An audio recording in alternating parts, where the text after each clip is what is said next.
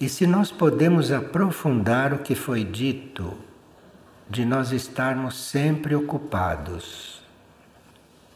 E como podemos não estar ocupados se temos inúmeras tarefas de trabalho, de família, etc.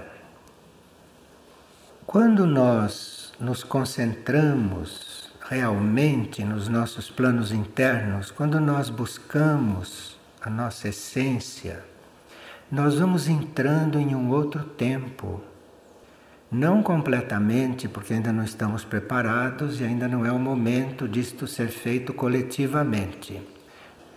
Isto sabemos pelo depoimento, pelos testemunhos de algumas pessoas que já estão experimentando um outro tempo. E quando nós começamos a nos voltar realmente para os nossos núcleos internos, o nosso ritmo vai mudando. Mesmo que a gente não entre no tempo real imediatamente, o fato de estar buscando o nosso interior, isto muda o nosso ritmo. Muda o nosso ritmo externo também. Então, aí deve dar tempo para tudo. Se alguém acha que nós não podemos fazer o tempo, muito bem, a gente respeita isto. Mas vá buscar o seu próprio interior, vá buscar o seu mundo interior e você vai fazer a experiência que o seu ritmo muda. E o seu ritmo muda, pode acontecer que dê tempo para tudo aquilo que temos que fazer. O que nós sabemos é que a lei do karma ou as leis universais jamais nos dão uma tarefa que a gente não possa cumprir. Então, se as nossas tarefas foram dadas pela lei, é porque nós podemos cumpri-la. Agora, se ao recebermos as tarefas, nós tivermos outros pensamentos, outras funções, estivermos com outras ideias, aí vamos ocupando o tempo daquela tarefa, compreende? Aí pode não dar tempo mesmo, mas não porque a tarefa tenha sido designada erroneamente, ou tenha sido designada fora da nossa medida. Isto não acontece. Agora, nós é que não somos obedientes, nós não somos concentrados, nós não estamos muito interessados por saber a verdade que nos incomoda. Então, claro que não dá tempo. Porque você está ocupado com várias coisas que eventualmente não devia estar. Ou que seria facultativo você estar. E quando é facultativo, nós temos que discernir. Nós temos que desenvolver o discernimento. Então, se uma coisa é facultativa, como acontece? Se uma coisa é facultativa, nós temos que discernir se é para aceitá-la inteira ou se é para aceitar aquela parte que não é facultativa, que é já marcada. Então, tudo está no discernimento. Nós teríamos que levar estas coisas a sério. Teríamos que termos como prioridade viver. Viver dentro da lei. Viver querendo saber o que é para ser vivido. É só isso. E dá tempo para tudo. Agora, se não dá tempo, alguma coisa está acontecendo. Ou você entendeu errado, ou você misturou com outras coisas, ou você não está interessado, ou aquilo que é para ser feito não é a sua prioridade. Então não pode dar tempo mesmo. Então, quando se fala que somos nós que fazemos o nosso tempo, isto está tudo incluído. Claro que se você programou várias coisas que não seriam compulsórias, que não seriam reais, que não seriam da sua atribuição, aí não dá tempo mesmo para aquilo que você deveria estar fazendo, para aquilo que você está encarregado de fazer. Então, pode sim não dar tempo, mas aí deve ter alguma coisa errada. E aí cabe a nós verificar. Uma pessoa teve um sonho no qual o seu filho, no sonho, não tinha a mão direita. E ela quer saber o que isto significa. O lado direito do nosso corpo corresponde ao nosso lado espiritual e o lado esquerdo ao nosso lado material. Assim, muitas pessoas compreendem e sentem. Agora, quando se trata do lado direito, um lado direito defeituoso, ou neste caso, sem a mão direita, isto pode querer dizer que este ser, que no sonho não tem a mão direita, pode ser que ele tenha furtado alguma coisa no passado e que isto refletiu no seu corpo astral, porque o lado direito paga por certas coisas. Então a falta de uma mão pode ser resultado de furto.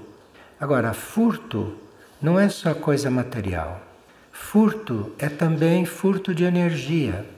Então, se você faz uma pessoa perder tempo, você está furtando energia, por exemplo.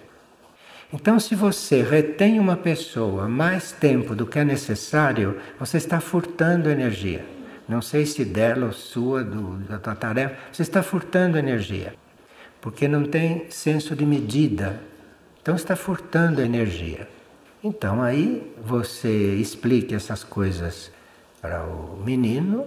Se você achar que o menino pode compreender, não deixe de explicar de uma forma amorosa para que ele entenda e se forme, né? Ou se ele não puder compreender, você já soube e agora deve ajudá-lo. Deve ajudá-lo. Agora, e se nós sonhamos com alguém ou vemos alguém sem um braço, sem uma mão ou sem qualquer coisa desse tipo, cabe sempre oração. Uma oração livre, uma oração entregue, porque aí ela poderá agir naquilo que é necessário. Naquilo que é necessário. Nós podemos perceber uma lacuna e fazemos uma oração. Mas oferecemos a oração e deixa a oração agir, porque aí as coisas vão se ajustar. Agora, as perguntas a respeito das formas de oração, que as pessoas ficaram muito coligadas com isto. A Ordem Graça e Misericórdia deve criar as suas contas, para nós não continuarmos a estar usando terços e rosários católicos, cristãos, não? Então, estas contas que serão feitas não vai se chamar nem terço e nem rosário. Vai se chamar orândio. Orândio. Esse orândio será fabricado pelos próprios monges nos monastérios. Essas formas conhecidas no Ocidente de terço e rosário, isso está ligado à teologia cristã, porque estas contas reproduzem os mistérios, segundo a teologia cristã. E o orândio, depois nós teremos revelado o que significa e logo que estiverem preparados, vocês serão avisados. Uma pessoa sonhou com uma aranha que descia do teto do seu quarto em uma teia em forma de espiral. E a aranha desceu e mordeu-lhe o dedo indicador da mão direita, e que isto foi muito dolorido. Esta aranha que desce por uma teia em forma de espiral, pode estar representando o prolongamento da mente concreta da pessoa. E é uma parte da mente que não quer colaborar com o que ela está fazendo. E a aranha mordeu o dedo indicador, porque o nosso dedo indicador, ele representa o rumo que nós tomamos, para onde nós apontamos como rumo. Então é um ponto muito estratégico do corpo que a aranha escolheu para picar. Nós sabemos, não, que o nosso corpo é também um símbolo e que cada parte do nosso corpo simboliza algo. Assim como o indicador simboliza algo, todas as partes do corpo têm o seu significado. E isto vai sendo nos revelado também nos sonhos ou nas visões. E nós vamos então aprendendo a descobrir o que o nosso corpo simboliza, não através das suas diferentes partes. E é bom também que a gente tenha presente que o corpo físico também paga pelas nossas desarmonias mentais. Então, qualquer desarmonia nossa passa a refletir no físico. E qualquer sinal de desarmonia no físico é como uma radiografia do que você fez. Porque o físico logo mostra, com alguma coisa, com algum sinal. Então, qualquer coisa especial, anormal, que aconteça no corpo físico, ali você lê claramente o que você fez de inadequado. O corpo reflete isso. Ele sofre e reflete. Uma pessoa está querendo adaptar a sua vida, não? Em vista de tantas coisas que ela está aprendendo. Eu não sei se o princípio é a gente querer adaptar a vida. Não sei se o princípio é este. O princípio é nós querermos o contato com a mônada, ou querermos o contato com a alma. Este é o princípio.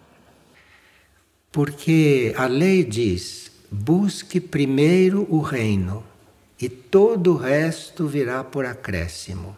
Então, querer mudar a vida, como é que você sabe como vai mudar a vida? Você já sabe que a vida não seria esta, mas como é que começa? Então você busca o reino, que o resto vem por acréscimo.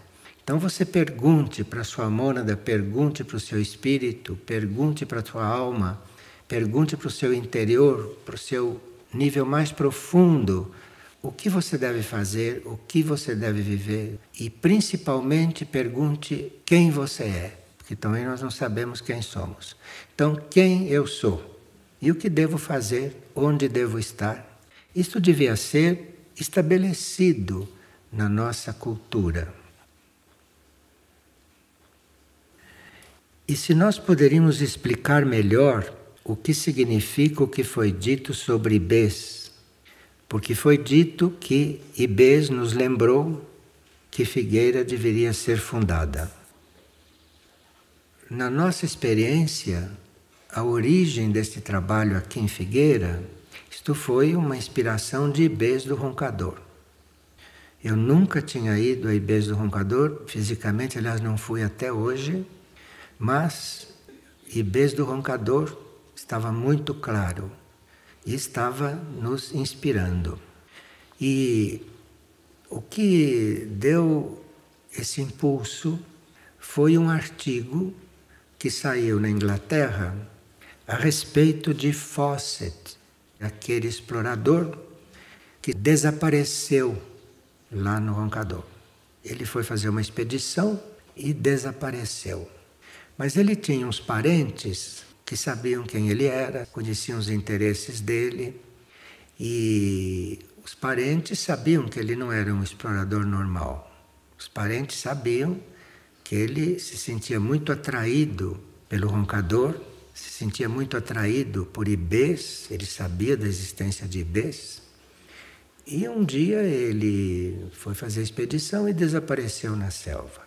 E todos acharam que ele tinha se perdido ou desaparecido, ou teria sido comido pelos índios. Então isso despertou muitas coisas em nós. E nós percebemos que havia um trabalho a começar e que Ibês é que iria dar o impulso nisto. E realmente foi assim. Aí nós fizemos fotocópias desse artigo a respeito de Fawcett, enviamos para algumas pessoas que eram amigas, que eram pessoas que gostariam de colaborar com o trabalho espiritual. E quando essas pessoas receberam essas cópias, todas se aproximaram. E aí começou o trabalho. Claro que não era tudo claro em detalhes, mas no geral, sim. Então, IBES está muito coligado conosco. Sempre foi. Agora, IBES está tratando da implantação do novo código genético na humanidade, e um dos nossos princípios de contato com IBES não é fazer excursões lá. Não é fazer excursões.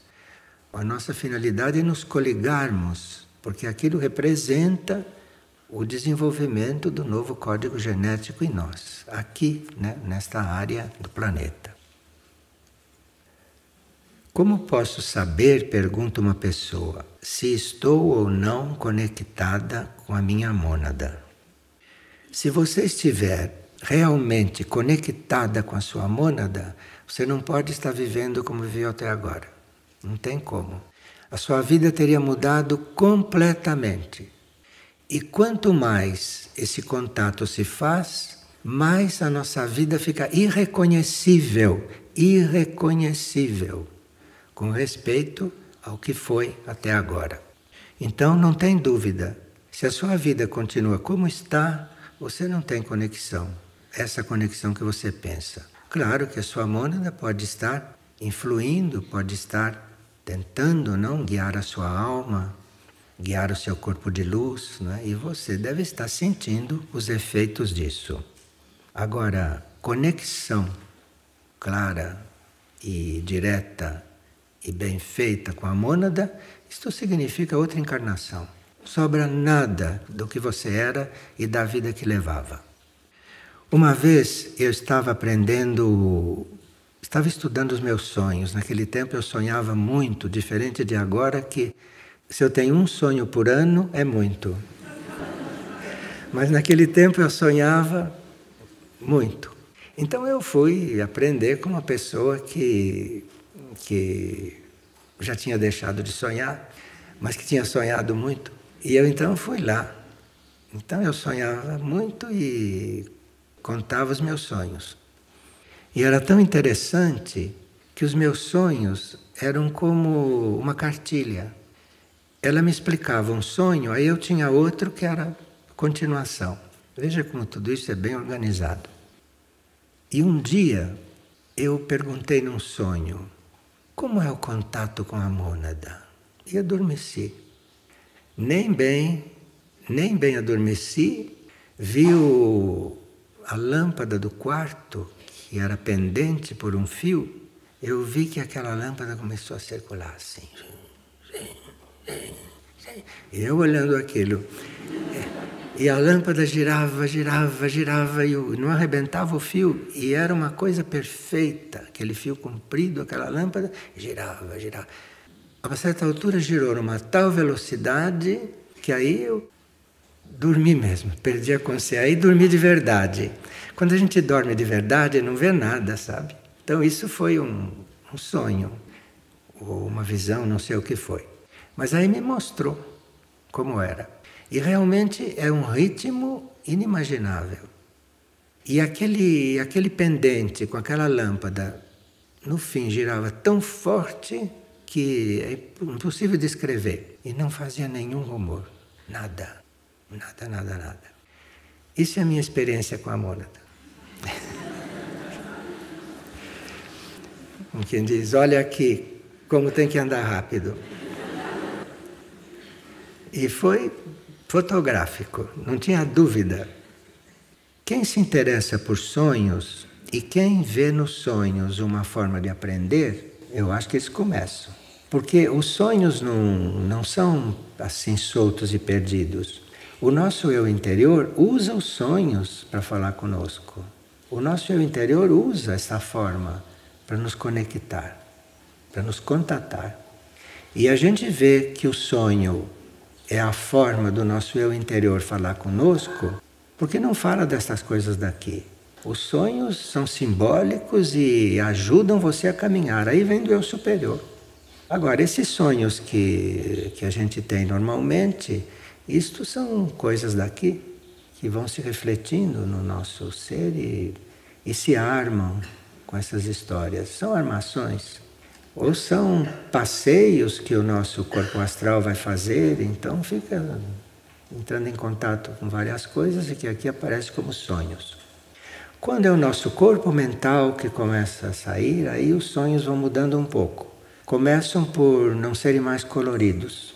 Quando são coloridos, é o corpo astral que está sonhando.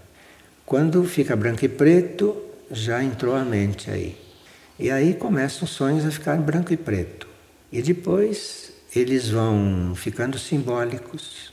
Em vez de você sonhar com uma cena, como essas que se passa aqui, como em geral são sonhos coloridos, astrais, em vez de você sonhar com uma cena, você sonha com uma figura geométrica, por exemplo.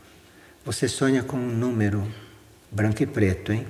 Isto já quer dizer que é mental. Aí começa um trabalho mental através dos sonhos. E é importante porque se você estabelece esse contato com seu nível subjetivo, você estabelece esse contato, você pode começar a ter sonhos mentais e lá um belo dia que você exagerou aqui no seu processo humano, aí você volta a ser um sonho colorido, com todas as pessoas que você conhece. Aí você acha uma coisa como um filme em Technicolor, horrível. E aí você então é estimulado a voltar a ter os sonhos mentais que têm outro sentido. Não quer dizer que os sonhos astrais coloridos e que parecem novelas, não quer dizer que não tenham valor. Porque muitos seres, inclusive seres da hierarquia, que por misericórdia querem nos ajudar de qualquer jeito, então eles podem sim mandar um prolongamento, podem mandar um fio deles no nosso plano astral e podem até tomar uma forma no nosso plano astral. De forma que os sonhos do astral nem todos são inúteis. E alguns de vocês já devem ter sonhado com Padre Pio, devem ter sonhado com Santa Teresa, devem ter sonhado. E são formas que eles podem estar emitindo no plano astral para nos encontrar, já que não podem nos encontrar em outros planos e nós percebermos, porque não temos consciência. Mas no plano astral temos consciência. Então tem aquele belíssimo sonho colorido, tem pessoas que veem Muriel com capas de cor, tudo isso no astral. São projeções deles para nos ajudar, para chegarem até nós, num nível que nós compreendemos. Mas os sonhos astrais, eles são muito influenciados pela nossa vida humana, pela nossa vida diária. Então, um sonho astral é sempre muito misturado com as coisas que você vive normalmente. Quando os sonhos vão para o mental, já ficam um pouquinho mais selecionados. Mas a gente precisa se interessar por isso. Olha, eu fiz, acho que 5 viagens à Europa para estudar sonho. Só para isso. Perguntavam, você foi? Não, eu fui estudar sonho. Não fui a lugar nenhum, não. Eu fui estudar sonho. E eu chegava lá, não ia ver nada, nem monumento, nem igreja, nem praça, nem nada daquilo que as pessoas são. Eu ia lá, estudava sonho e voltava. Precisa dar valor para isso.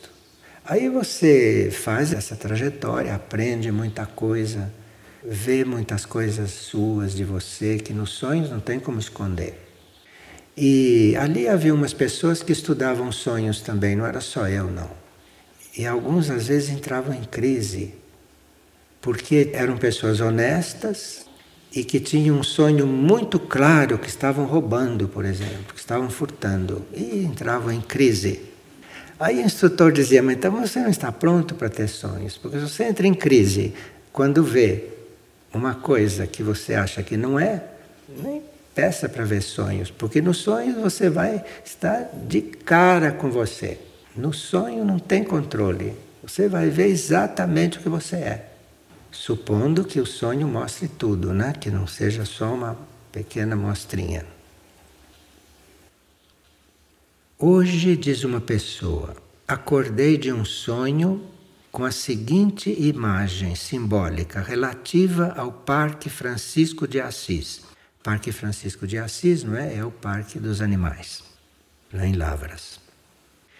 E a imagem simbólica com respeito ao parque era o seguinte: era uma imensa planície mesclada de laranja e de vermelho, cor laranja e cor vermelha. E tinha no centro desta planície um ponto.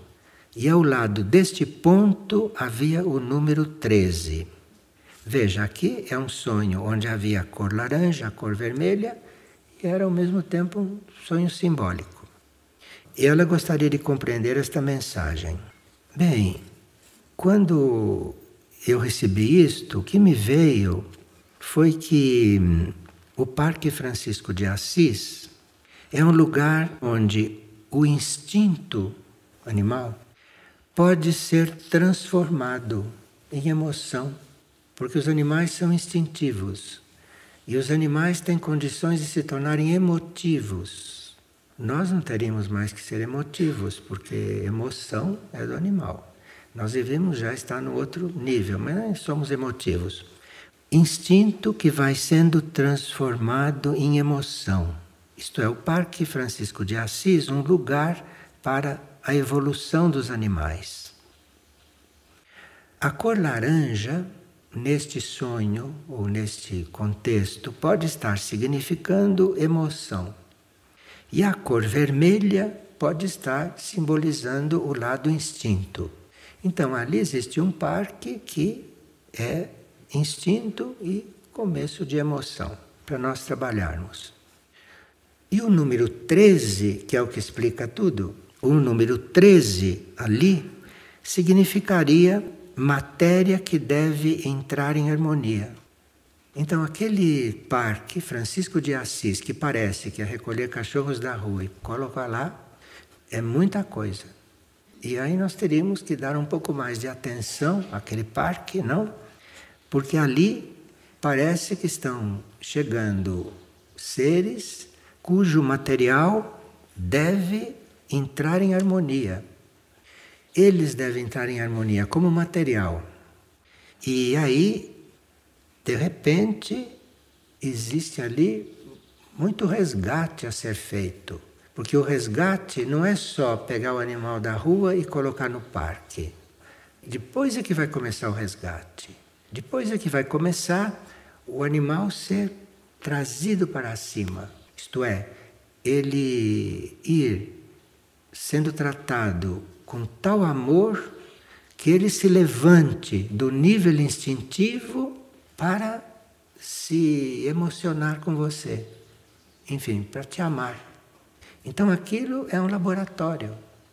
E claro, feito com cachorros da rua, porque se trata de tirar do instinto e trazer para o outro nível.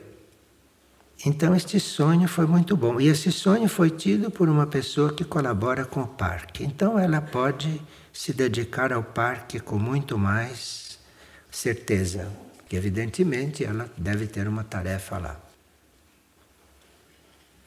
Alguém está perguntando o que é a graça de estado. A graça de estado é uma graça que acompanha uma tarefa da hierarquia. Isto é, quando a hierarquia envia uma tarefa, esta tarefa vem com a graça de estado, vem acompanhada da graça de estado. E isto é muito importante, porque quem recebe a tarefa, recebe esta graça que veio com a tarefa. E esta graça de estado nos completa. Isto é, se nós não somos o ideal para cumprir a tarefa, pela graça de estado acabamos por cumprir. É muito importante isto.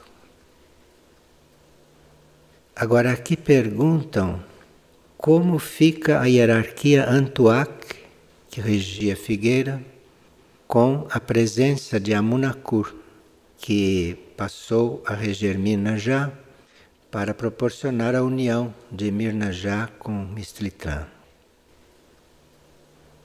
Nós não sabemos detalhes a respeito da tarefa de Antuak hoje, mas sabe-se que ele está cumprindo algo no hemisfério norte. O hemisfério norte é um dos mais complicados atualmente. Tanto a parte americana quanto a parte europeia, muito complicado. Então, parece que ninguém melhor que Antoine para lidar com isso, porque Antoine, como Saint-Germain, já lidava com coisas muito complicadas na Europa, de forma que é um ser de grande sacrifício. E aqui, Myrna já está com Amunakur, que também, dentro de um plano evolutivo, é muito indicado, não? Para nos ligar com Mistritlan, porque afinal veio de lá, conhece tudo muito bem. E por que os círculos nos trigais não se apresentam na América do Sul? Os círculos podem ser impressos em vários lugares, não precisa ser nos trigais. Isso acontece lá na Inglaterra. Mas parece que houve uma vez um sinal, uma tentativa, e houve um começo de apresentação nas plantações de cana-de-açúcar, num determinado estado brasileiro. Mas depois isto se dissolveu e continuou a sua trajetória na Inglaterra. Nos países nórdicos, por exemplo, aonde faz muito frio, principalmente quando as águas dos lagos se congelam, os círculos são feitos no gelo dos lagos. Então não é só na Inglaterra, nos trigais. Existem países que são muito alinhados com as forças governamentais e toda a força governamental até hoje não demonstrou muito interesse pelos círculos nos trigais. Porque algo lhes diz que os círculos nos trigais não têm nada a ver com o que eles fazem. De forma que nos países como os nórdicos, procuram não difundir que lá os círculos aparecem nos lagos congelados. Os círculos não aparecem só para nos dizer alguma coisa. Portanto, se não se difunde onde eles estão e o que eles dizem, não importa. Os círculos trabalham também imprimindo algo no éter do planeta. E onde os círculos aparecem, a Terra passa por grandes transformações. Pode ser que tudo isso seja um preparo para uma época nova. E eles já estão aqui preparando as coisas para nós. Surgiram fotos uma vez que surgiam esses desenhos nas janelas, nos vidros das janelas, em países nórdicos. Claro que se uma mensagem desta acontece nos campos, nos lagos, isto pode aparecer em qualquer lugar. Isto não quer dizer, quando aparece algo nas nossas paredes, que seja verdadeiro. Isto pode também ser produzido por outras forças. Há pessoas que têm dificuldade em fazer a ponte entre algumas informações que são transmitidas aqui. A verdade é uma só, mas ela toma diferentes formas. Dependendo do raio energético que manifesta a informação, ela toma uma forma, uma energia. Depende do raio daquele que está manifestando a informação. Então a gente precisa aprender a fazer a ponte entre um raio e outro, porque a verdade é única. Não existem duas verdades nem três, não é? Então o raio que une a todos é o amor. Então quando há amor em quem fala e amor em quem escuta, não importa o raio que está manifestando ali, porque o amor está unindo tudo, compreende? Então precisa amor para falar e amor para ouvir. Aqui uma pessoa está perguntando em que nível a alma se encontra e se ela pode ser aprisionada por algumas forças.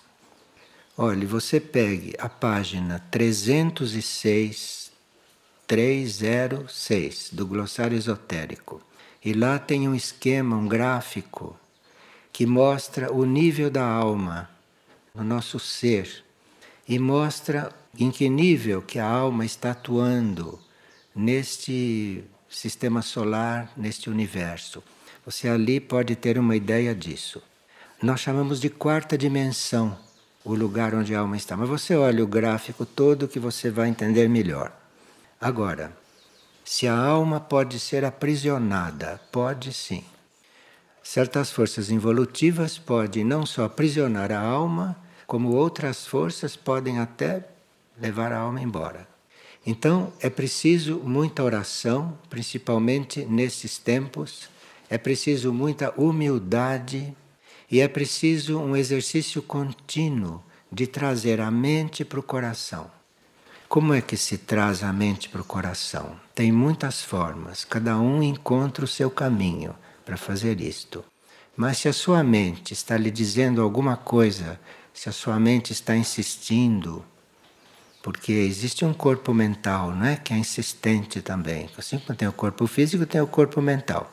Então, assim como o corpo físico está pedindo que você caminhe, o corpo mental pode estar pedindo outra coisa. Então você pega isto e traz para o seu coração. Você escuta o que a mente está dizendo e coloca no coração. E pergunte para o seu coração se aquilo é assim. Tem que fazer esse exercício. E tem que ter fé que o coração vai responder. Eu estou falando de coração porque, num certo sentido, a alma está com um fio lá no coração. A alma está ancorada nesta parte aqui, num certo sentido. Então, quando você se volta para o coração, se volta para esta área cardíaca, e se você tem fé, se você aplica aí também uma criatividade, diz, a minha alma está ancorada aqui, fala com ela. Mas isso precisa treinar. Uma criança, quanto tempo leva para aprender a falar? Você vai aprendendo também a falar com isso, vai aprendendo a falar, vai aprendendo a escutar, mas precisa se dedicar. Sem dedicação, não sei se vai, porque as influências contrárias são muito fortes. As influências contrárias estão ao nosso redor. Então, quem quer fazer esse trabalho de união com a sua realidade, precisa ter fé que vai acontecer e precisa insistir um pouco, às vezes. E o fato de você estar insistindo durante muito tempo não quer dizer que vai demorar muito, viu? Quer dizer não. Mesmo que esteja insistindo há muito tempo, de repente pode acontecer. E a gente sente quando acontece, não precisa haver fenômeno nenhum. A gente sente quando acontece, porque vem uma paz muito grande. Agora, a gente precisa ser amigo da paz. Se você não trabalha pela paz, se você não tem paz, se você não trata os outros com paz, fica complicado criar a paz, né, dentro de si. Porque a paz já não é uma coisa muito humana. A paz é uma coisa superior. A paz é uma coisa que existe depois de certos limites da Terra. Aí começa a paz. Então a gente precisa saber que a paz existe, saber que a paz pode estar dentro de nós, como está dentro de nós, e precisa trabalhar. Trabalhar com fé, com calma, com esperança, como dizem as pessoas, porque esperança é uma coisa e fé é outra. Quem não tem fé pode ter esperança. Então você espera, esperança. Trabalhe com isso, que aí de repente vai surgindo a fé. A fé não depende de resultado não, a esperança sim. Se você tem esperança, se não acontece, você fica triste. Se você tem fé, se não acontece, você continua na mesma coisa. Porque a fé não depende do que acontece, a esperança sim. Então precisa ir trabalhando essas coisas. Mas se dedique à oração, que a oração vai arrumando tudo isso dentro da gente. Agora, como fazer para liberar uma alma que foi aprisionada? Bem, a chave é a oração. Agora, existem orações de vários tipos. Existem também formas de orar. O mais importante de tudo é a intenção. A intenção leva a oração, para onde deve levar. Agora, existem formas de orar. Se a pessoa não consegue, através da sua forma de orar, num caso destes, de uma alma aprisionada, aí precisa pedir luz e pedir a graça de encontrar uma ajuda.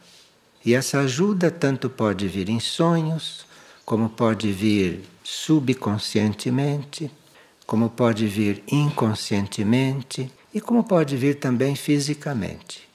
Quando precisa de ajuda, não ser orgulhoso, pedir. Estou precisando de ajuda, então eu peço. Alguém vai surgir ou algo vai surgir. Agora precisa ter fé. A pessoa diz que ontem, entre 21h30 e 23h30, havia no Morro do Cristal, ele diz vimos, então havia várias pessoas. Vimos no Morro do Cristal cerca de 30 naves. E a que se deve tanto movimento? A lua cheia estava influindo em algo? As naves estão sempre aqui e nem sempre também a gente as vê. Porque as naves se mostram. Aqui pode ter alguma nave, mas ela não está se mostrando, a menos que se mostre para alguém. Mas as naves estão sempre, porque as naves são, num certo sentido, reflexos de consciências. Então, uma consciência universal, por exemplo, uma consciência além da consciência terrestre, pode se projetar aqui e a gente vê uma nave, compreende? E também existem naves que podem se materializar. Mas isto não são todos que veem, não é? E a gente não deve ficar ansioso por isso. Basta saber que elas estão presentes e pronto, e está bem. Agora, a que se deve tanto movimento? Ele pergunta.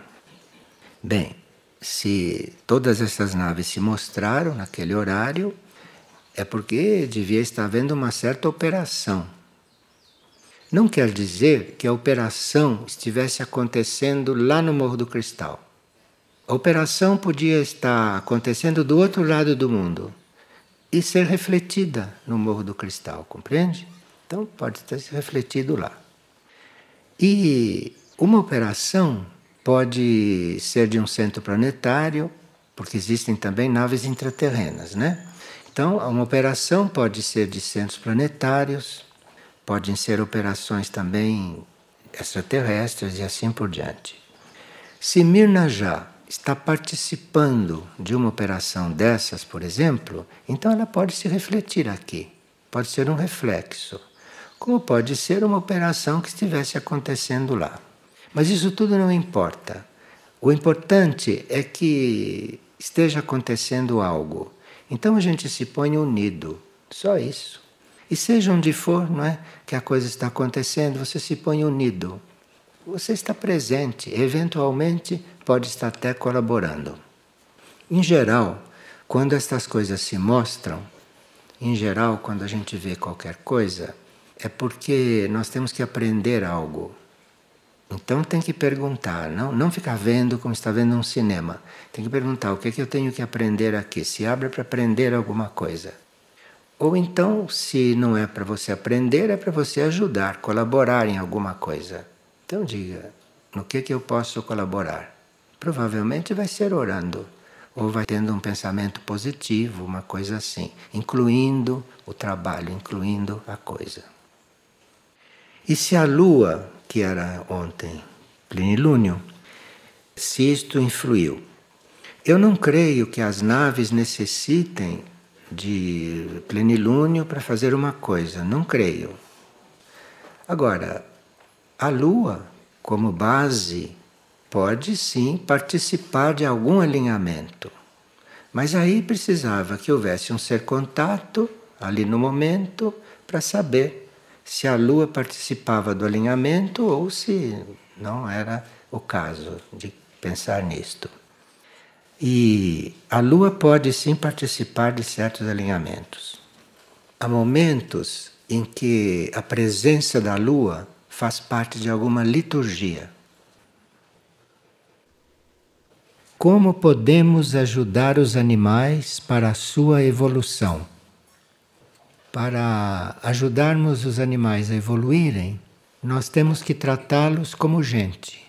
Temos que tratá-los como tratamos seres humanos. E quando nós conseguimos tratar os animais como seres humanos, nós vamos percebendo como é que se trata os seres humanos como almas.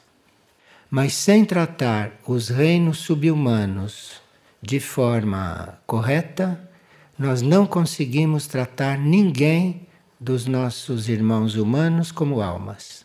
Isto é uma lei. Então, vocês só podem tratar um semelhante como alma se vocês tratam os irmãos menores como gente. Como sabemos qual é a função específica da nossa alma? Então, você precisa perguntar internamente, procurar voltar-se para dentro de você e perguntar sobre sua alma, não? Se volte lá para dentro, converse com a sua alma. Converse com a sua alma mesmo. Não tenha receio, não. Converse com ela, fale com ela, com fé que vai haver alguma resposta. Principalmente antes de adormecer. Antes de adormecer, converse bastante com a sua alma e durma tranquilo. E precisa ter fé que vai haver alguma resposta. E o que a radiação nuclear pode causar a nível energético nos seres humanos e nos outros reinos? Bom, no plano físico nós sabemos, é o que causa. Agora, realmente grave é que esta radiação afeta os nossos corpos sutis. Isto é que é. No plano físico nós já sabemos, não, o que está predestinado para acontecer, e nós teríamos que estar muito atentos ao nosso espírito, estarmos muito voltados para os planos superiores de consciência, pedindo muita luz, né? Para que o processo fosse amenizado. Mas cancelado não é possível mais cancelar, porque o homem passou de todos os limites, de forma que se ele não tiver um retorno kármico, ele não vai aprender coisa alguma. Vocês sabem que o homem aprende muito pouco, né? Ou ele faz que não aprende, porque ele recebe as lições, recebe os ensinamentos, faz as experiências e continua como sempre foi. Não muda nada em sua vida. De forma que ele faz que não entende. E desta vez parece que vai ter que entender. Agora, essa radiação vai fazer o efeito mais, digamos, sério é nos nossos corpos sutis. Porque isso é uma radiação muito penetrante e os nossos corpos sutis danificados vão ter que passar por grandes processos de cura. Nós sabemos, não, que temos os irmãos intraterrenos, os irmãos extraterrestres, que estão vigiando neste sentido. E se eles não estivessem vigiando, a situação estaria muito mais deteriorada. Muitas coisas que já estão circulando, já existe um trabalho de transmutação planetário muito grande, mas por mais que queiram nos ajudar, eles não podem dissolver o nosso karma. E nós temos que aprender. Aqueles que conseguem perceber isto, conseguem ver isto, tratem de orar, tratem de serem harmoniosos, tratem de serem benéficos, tratem de aliviar a situação, aliviar. E orem bastante, porque a oração cuida do resto. A oração cuida daquilo que nós não conseguimos cuidar conscientemente. Isto é, fazer tudo o que pode conscientemente. Cuidar dos irmãos menores, não é? Socorrer os nossos semelhantes, orar, faz tudo o que pode. E se nós orarmos, a oração faz aquilo que nós não conseguimos fazer. Nos dias 22 e 23, aconteceram 66 terremotos no planeta. Isto informa o painel global. O mais forte foi de 6,6 no Japão. O Japão continua fervendo. E depois houve terremotos pequenos no Alasca, na Nevada, no Arkansas, em Porto Rico, na costa do Peru, Tajiquistão, em Sumatra, em Java, no Caxemir. Olha, para ter um terremoto no Caxemir, precisa que as coisas não estejam bem, hein? e sinais de vulcões no Pacífico, na Guatemala, na região extrema do leste da Rússia, no Japão e na Indonésia. Há 3 terremotos moderados, exatamente sobre linhas que separam placas tectônicas. No total foram 66, ontem e hoje. Então, quando se fala em oração, quando se fala na gente pensar elevado, né, da gente orar, não se está falando à toa, não, se está falando realmente. Porque, como vocês têm escutado aqui, não, a situação nesta terceira dimensão vai ficar tumultuada. E se nós, internamente, se nós, na nossa vida interior, ou com os nossos corpos sutis, não conseguirmos estar com a consciência na 4ª dimensão, não? Onde as coisas vão ser mais amenas. Eu não digo na 5ª, porque para estar consciente na 5ª dimensão precisaria que a gente fizesse outro tipo de vida, não a vida que fazemos. Mas na 4ª dá para estar, de uma certa forma. E o que acontecer na 3ª não vai nos afetar, a não ser fisicamente, a não ser da forma como se sente.